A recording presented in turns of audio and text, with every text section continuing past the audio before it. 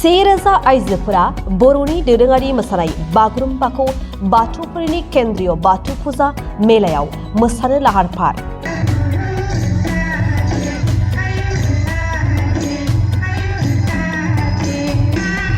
बाक्सा जिल्लानि बाथौफोरनि केन्द्रीय बाथौ फुजा मेला फालिथायनि गिबि सानखालि बेखेवनाय हाबाफारियाव बागुरुम्बा मोसानाय दिन्थिफुंनो सा 1000 आइजोफोरा मोसानाय दिन्थिफुंनो साखाफारा खालामदों।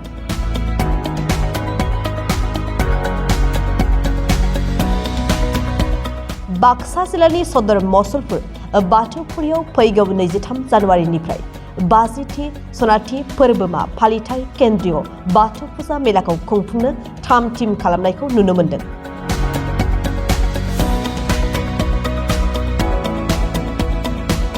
गाबोन 23 जानुवारिनिफ्राय 3 फेब्रुवारिसिम 12 साननि हाबाफारि लानानै खुंफुंनो लानाय बे फुजा मेलाखौ आसामनि गिबि मन्त्रि डक्टर हिमन्त बिश्व शर्माया बेखेवफैगोन। गाबोननि गिबि साननि बेखेवजानो गोनां हाबाफारियाव 1000 आइजोफोरा मोसानानै दिन्थिफुंनो थाखायनो दिनै आइजोफोरखौ फुजासालियाव रिहार्साल खालामनायखौ नुनो मोन्दों।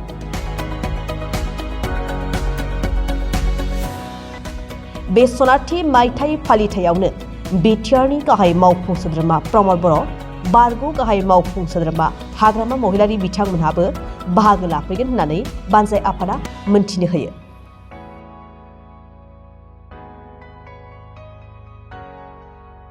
बाथौपुरी काथलिकआव मुसलपुरनिफ्राय थिक सानजाहा थानाय बाथौपुरी काथलिकआव केन्द्रीय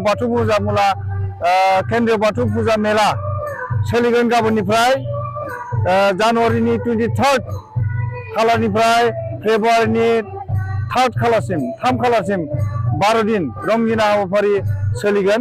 बिनिखायनो बिनि गिबि सानखालि मोनसे जुनिया मोसानाय दिन्थिनो थाखाय 1000 बागुरुम्बा मोसानाय दा नैबेहाय जोङो ट्रेनिं लागासिनो दङ। मक ट्रेनिं बागुरुम्बा डेन्स।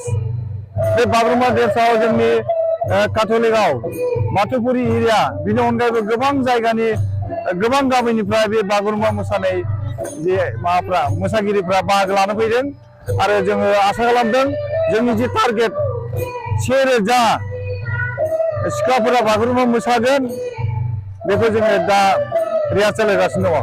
गासै फेब्रुवारिनि 3 खालारसिम जागोन। गाबोन 23 जानुवारि, बिनि उनावहाय फेब्रुवारिनि 3 खालारसिम गासै 12 साननि रंगिना हाबाफारिजों गाजा गोमजायै बेवहाय जोङो केन्द्रीय बाथौ फुजा मेला खुंनो थाखाय आखायाव लानाय जादों। मानो होनना बुङोबा जोंनि बे केन्द्रीय बाथौ फुजा मेलाया 1975 मायथाइनिफ्राय फैयै 50 बोसोराव दिनै आगान होफैबाय देग्लाय। बेनिखायनो बेहाय जोङो सनाथि फोरबो खुंनो थाखाय हाबाफारि लानाय जादों। गासैबो जोंहा doctor Himanta Biswa Sharma chief minister of Assam बिथाङा दङ। बिनि अनगायैबो जोंहा बिटिसिनि गाहाय प्रमद बर' फैगोन आरो बिनि अनगायै जोंनि बारग' जोंनि गाहाय हाग्रामा महिलारि बिथांमोना बाहागो लागोन। हाबाफारि लेखा गोबां गुबुन खालारखारि बिथांमोनखौ प्रग्रामाव सेटआप खालामनाय जादों। रायजो राजाफोरखौ जोङो मिजिं खालामो बेयाव जों बयबो बाहागो लायो।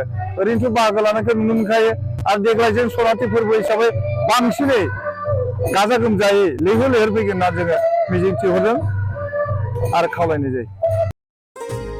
थुनलाइयारि बिथिङाव फिन गोजोनथाव रादाब लानानै फैदों बिटिआर सरकारा। गोजोननि नोगोर क'क्राझाराव फिन खुंजानो थांगासिनो 3थि थुनलाइयारि फोरबो।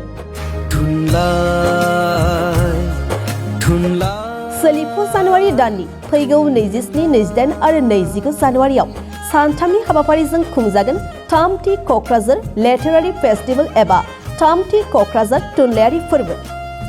बिटिआर सरकारनि बानजायनायाव सिगां बोसोरफोराव खुंबोनाय बायदिनो देग्लायबो बिटिआरनि गाहाय राजथावनि गोजोननि नोगोर क'क्राझारनि सान्दामारियाव थानाय बड'सा कालचारेल कमप्लेक्सआव सानथामनि हाबाफारिजों खुंनो लादों 3थि क'क्राझार लिटारेरि फेस्टिभेलखौ।